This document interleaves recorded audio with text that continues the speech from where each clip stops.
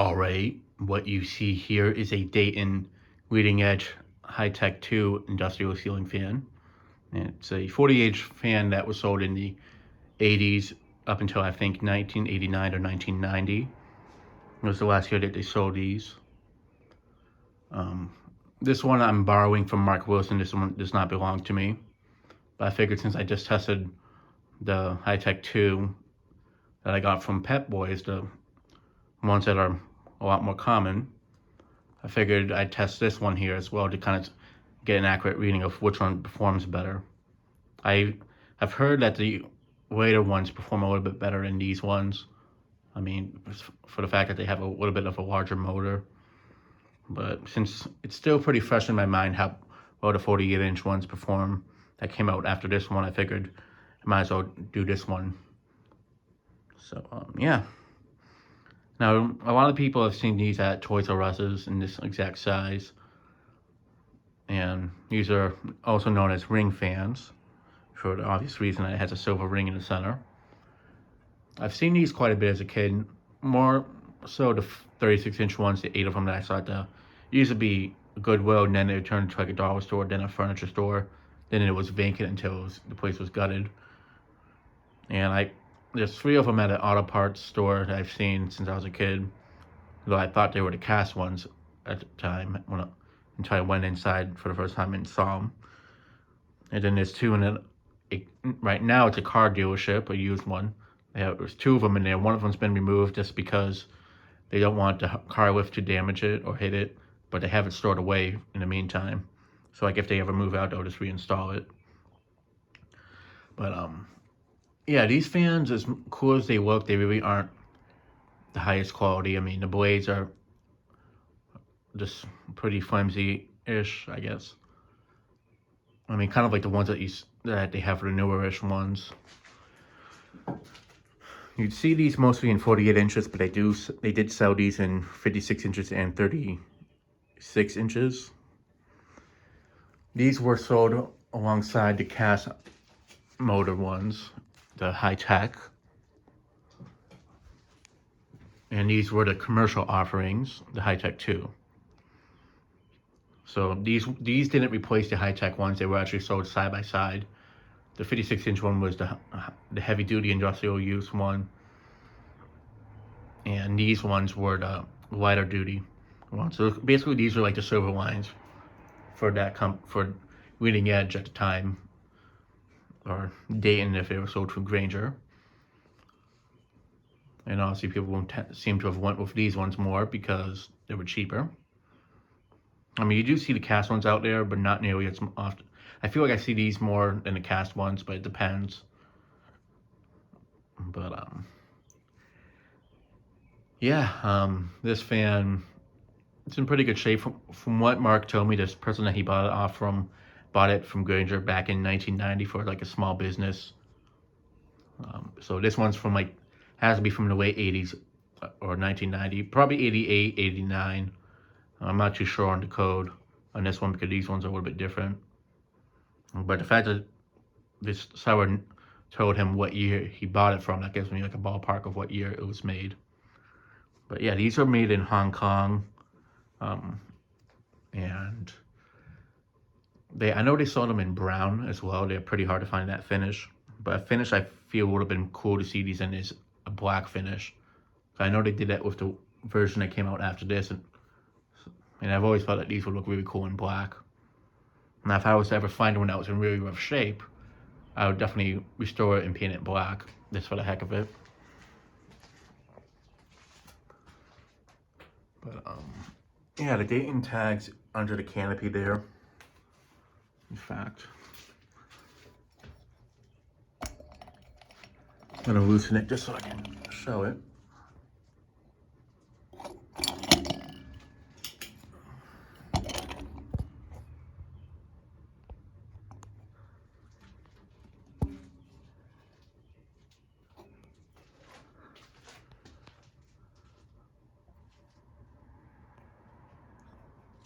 So yeah, this one is a Dayton labeled one.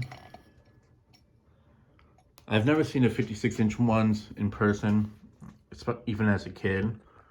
Only the 48-inch ones and the 36-inch ones. But yeah, these ones unfortunately do have the same issue as the ones that were the replacement of these, that they still sell today just under the Q Mark name, not under. I think it's still leading edge, but it's just they now call them Q Mark. But because they stopped labeling them as Dayton's back in like 2012, I think, for Ganger basically. But yeah, these have the steel plated bearings, and these ones the same issue is that if they run a lot and they get hot, the bearings will seize up and get noisy. This one thankfully doesn't have that issue yet, and it probably got very little use, so that's why it's still in good shape. I'm testing it with this 4-speed wall control, so let's go ahead and start off on low. Now, unfortunately, some of the blades are a tiny bit bent, but they're in still good enough alignments that it's not going to affect the performance.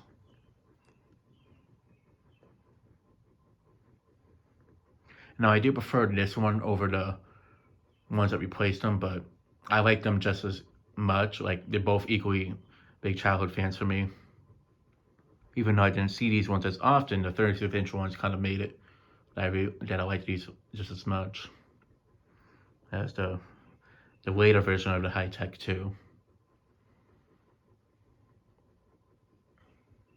Now, the silver ring on this one seems to be loosening up a little bit, but I'm not trying to mess with it since it's not my fan. Yeah, I just tested it recently at Mark's place, but I figured I'd test it in my testing area just since the environment, the atmosphere is a little bit different, so I can get a more accurate airflow compared to the other one I tested down here from Pep Boys. The 2000s one, that is.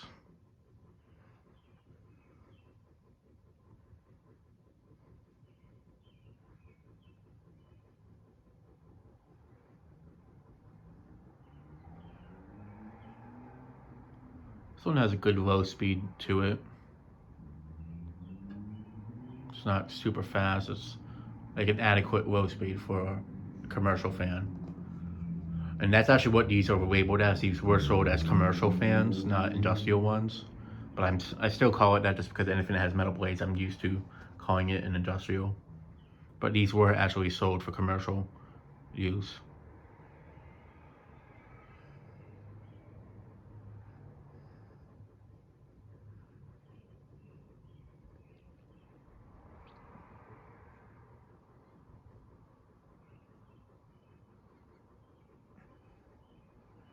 Now, in terms of getting this fan, honestly, Mark won't sell it to me, but he was kind enough to let me borrow it for testing. And that's kind of the indicator of the fans that he has. If he's not willing to part with it, he will let me at least borrow it to test it and such, so I can at least get a video out of it. And plus, these fans aren't super hard to find in my area. They're uncommon, but I do know of quite a few areas that has them, so it's not like it's something that I can never find.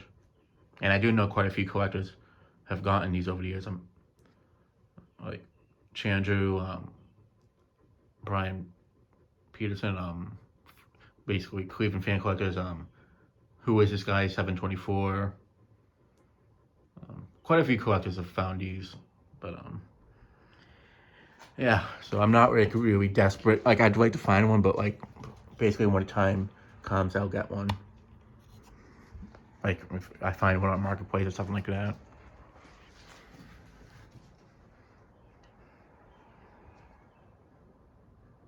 Now for medium low.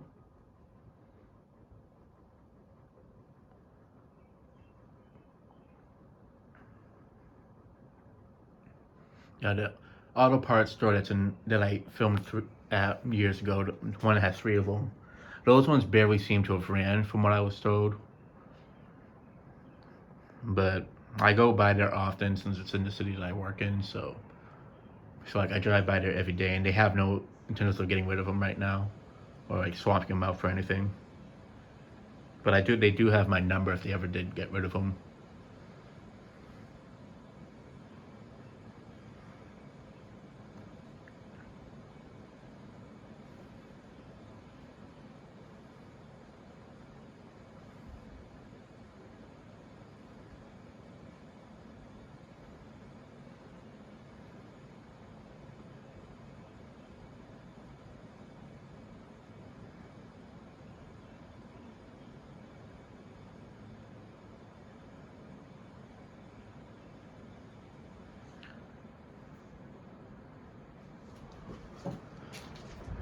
Definitely moving a good breed on this speed.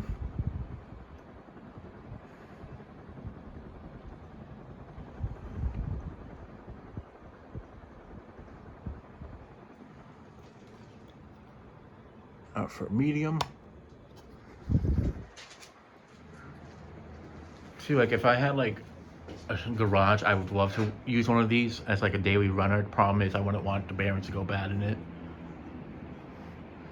I mean, obviously they can be changed, but who knows? So it's a fan that it's like I wouldn't want to get worn out anyway, so they're not too common, like unlike the later version of these that don't have the silver ring on them.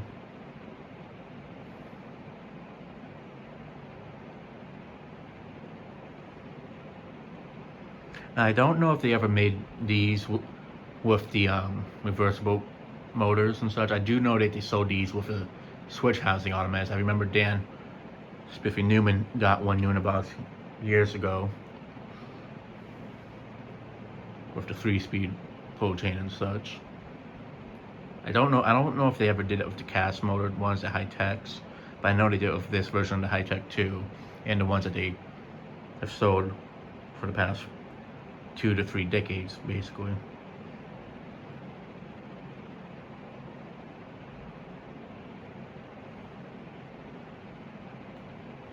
I honestly do wonder why they discontinued this version and came up with the ones with the flower pot canopies that everybody sees more often. More than if it's like a change in like manufacturers or something.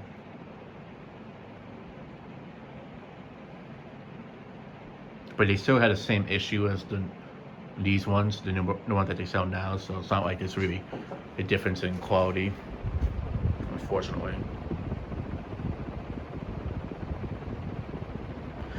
Well, actually, the one thing I can definitely say is definitely a plus with this version compared to the most recent ones is the canopies on this one are metal, whereas the other ones are plastic, so you don't have to worry about them getting yellowed or cracking and such.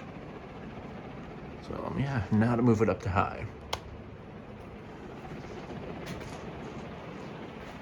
I feel like these would be good for like an arcade, convenience stores, laundromats.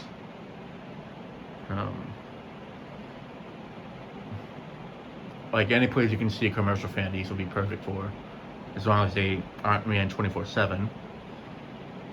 You know, honestly, that's kind of the main issue with these, along with the replacement version of this, is that a lot of places that tend to have them installed, they tend to run them 24/7, which is why they go bad after a while. Like I know the Home Depot near me, whenever I've turned the fans on there within the past few months, they've always stayed on until I go back to shut them off. So like with the on-off switch.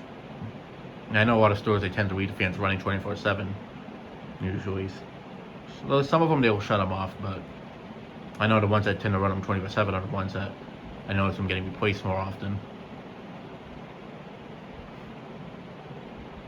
Like there's some Home Depots I know that they don't run them 24/7. They will run them only when they need them, and for that reason they still run fine, or they're like on the thermostat setting. I know some of them have like that they turn on automatically depending on the temperature.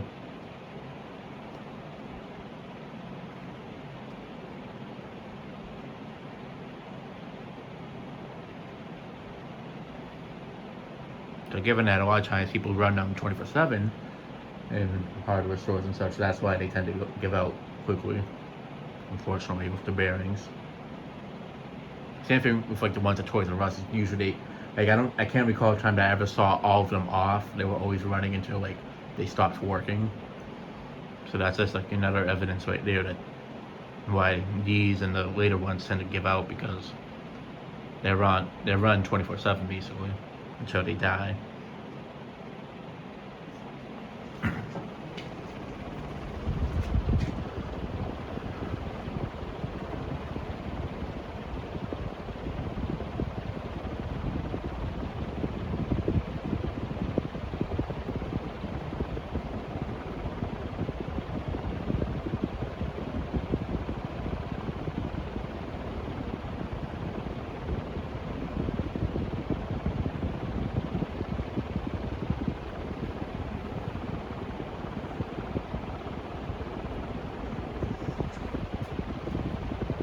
Now, in my opinion, I feel like the air movement on this is actually a little bit stronger than the later ones.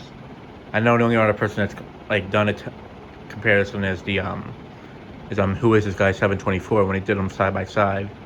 However, the ones that I tested down here that were 48 inches, well, the one of the two that I've tested so far, the bearings were kind of noisy, so that could be affecting the performance as it's not going as fast as it should. I mean, it did have a decent spin onto it still, but I don't know. It could also be that when I tested it, it was hotter down here too. But the breeze on this one I feel is just a tiny bit stronger, but it could just be me remembering wrong. I'd have to test them side by side in all honesty to really gauge which one's the more powerful one out of the two. I mean, I do have the black one, the leading edge theater fan type that I still need to test down here. That's new. So that one would probably be a better one to really base the differences with.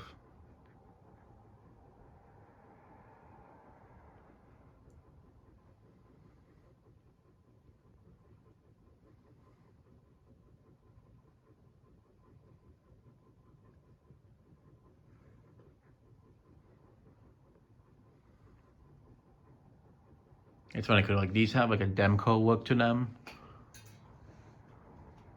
and such. I remember seeing a few Demco looking fans as a kid, and so like I always thought these were like the same company, but it turns out they're not.